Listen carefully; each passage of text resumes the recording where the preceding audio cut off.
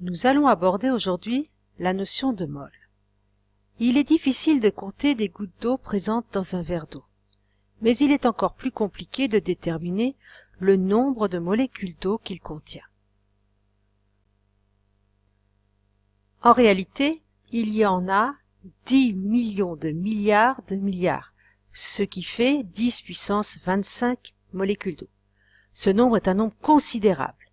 Et dans la vie courante, on a pris l'habitude de regrouper les objets. Par exemple, on dira une douzaine d'œufs pour 12 œufs, une paire pour 2, ou bien encore une ramette pour 500 feuilles de papier. Eh bien, en chimie, c'est la même chose. On va regrouper en paquets un nombre précis d'entités chimiques.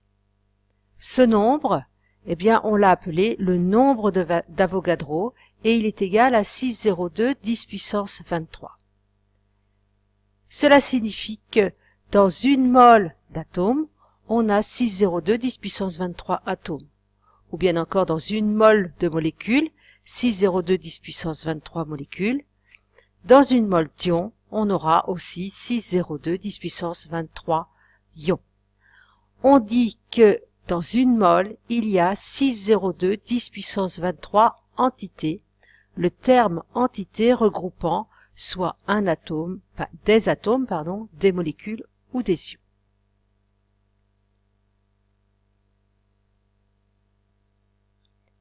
On sait qu'il y a environ 10 millions de milliards de molécules d'eau dans un verre d'eau, mais combien y a-t-il de moles dans ce verre?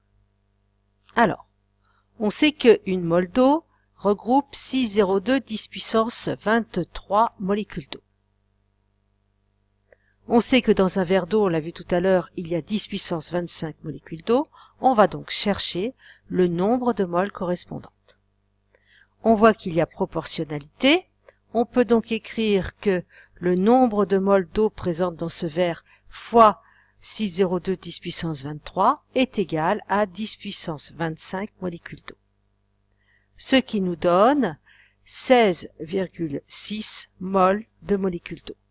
Dans un verre d'eau, on a donc 16,6 moles de molécules d'eau.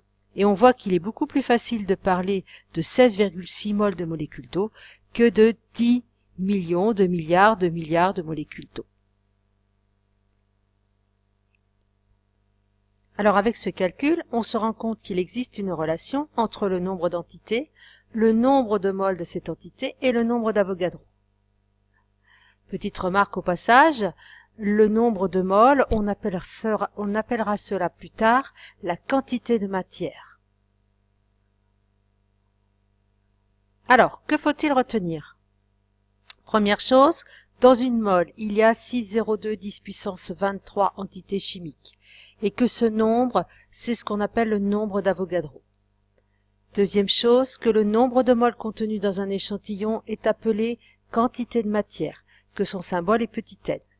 Et qu'il existe une relation entre le nombre d'entités, symbolisé grand N, et la quantité de matière, symbolisée petit n. Et dans cette relation, intervient le nombre d'Avogadro.